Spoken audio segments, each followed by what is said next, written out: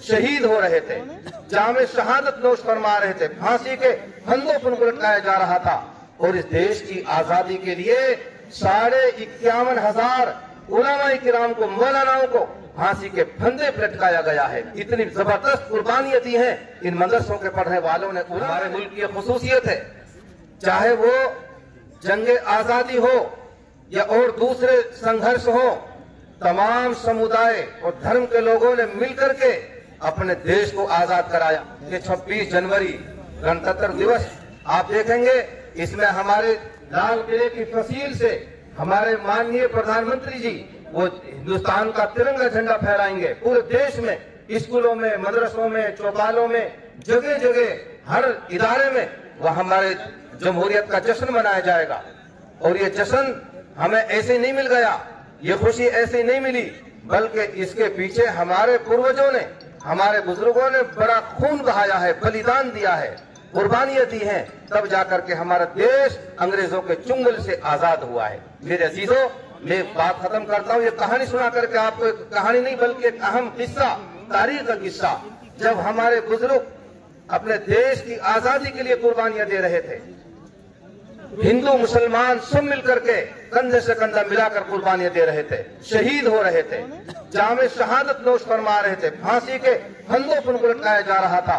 और इस देश की आजादी के लिए 51,500 उलमा किराम को, मौलानाओं को फांसी के फंदे पर लटकाया गया है। इतनी जबरदस्त कुर्बानियां दी हैं इन मदरसों के पढ़ने वालों ने, उलमा ने, मदरसों और मस्जिदों में रहने वालों ने।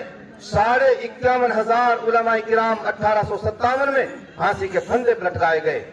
अंग्रेजी ऐतिहासिक हिस्टोरिक मिस्टर थॉमसन वो अपनी डायरी में लिखता है कि दिल्ली के चांदनी चौक से लेकर खैबर पिशावर तक कोई दरख्त ऐसा नहीं था जिसपे किसी आलिम की, मौलवी की गर्दन न लटकी पड़ी हो। इतने जबरदस्त उन्होंने जुल्म ढहाए, उलमा ने कुर्बानियां दी हैं, मदरसे वालों ने कुर्बानी दी हैं, सब बिरादरियों ने मिलकर के देश को आजाद कराया। जेलों में रहे, जब जेल में रहे, जेल में रमजान का महीना आया, हिंदू मुसलमान सब अंग्रेजों की जेल में थे, रमजान का महीना आया। रमजान के महीने में आप समझते हैं कि मुसलमान रोजा रखते हैं, मुसलमानों ने रोजा रखा तो समझते हैं आप, रोजा रखने का मतलब यह है सुबह 4 बजे से लेकर शाम को 7 बजे तक खाना नहीं खाते, दिन भर भूखे प्यासे रहते हैं, शाम को रोजा इफ्तार करते हैं। जब मुसलमानों ने जेल में रोजा रखा, हिंदू भाइयों ने देखा कि मुसलमान रोजा रखते हैं, दिन में न खाते हैं न पीते हैं, तो उन्होंने फैसला किया जेल की काल कोठरियों के अंदर कि अगर दिन में मुसलमान खाना नहीं खाएगा तो हिंदू भी खाना नहीं खाएगा। मेरे अजीजों, ये हमारा भाईचारा है, ये हमारी संस्कृति है, ये हमारी धरती है, ये हमारा देश है, ये हमारा प्यारा वतन है।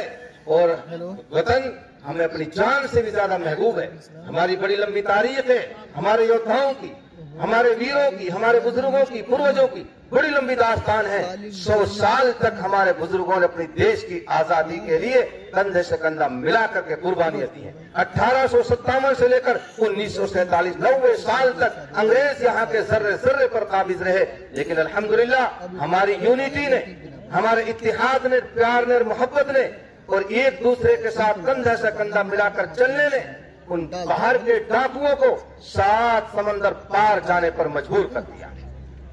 और 1947 में 15 अगस्त 1947 में हमारा देश आजाद हुआ और 1950 में इसका संविधान बनकर तैयार हुआ, जिसको 26 जनवरी 1950 में जिसको डिक्लेयर किया गया कि हमारा ये मुल्क जमहूरी मुल्क होगा, यहाँ का निजाम जमहूरी होगा, यहाँ गणतंत्र होगा, यहाँ लोकतंत्र होगा, यहाँ हर मजहब को अपने मजहब के अनुसार जिंदगी गुजारने का हक हासिल होगा। हमारे संविधान ने, हम चाहे किसी भी धर्म के मानने वाले, हमें पूरा पूरा हक दिया है कि मुसलमान इस देश में रहेंगे तो मस्जिदों के साथ रहेंगे, दाढ़ी टोपी के साथ रहेंगे, हिंदू अगर इस मुल्क में रहेंगे तो अपने विचारधारा के साथ, अपने धर्म के अनुसार उनको पूरा पूरा जीने का हक दिया है हमारे संविधान ने।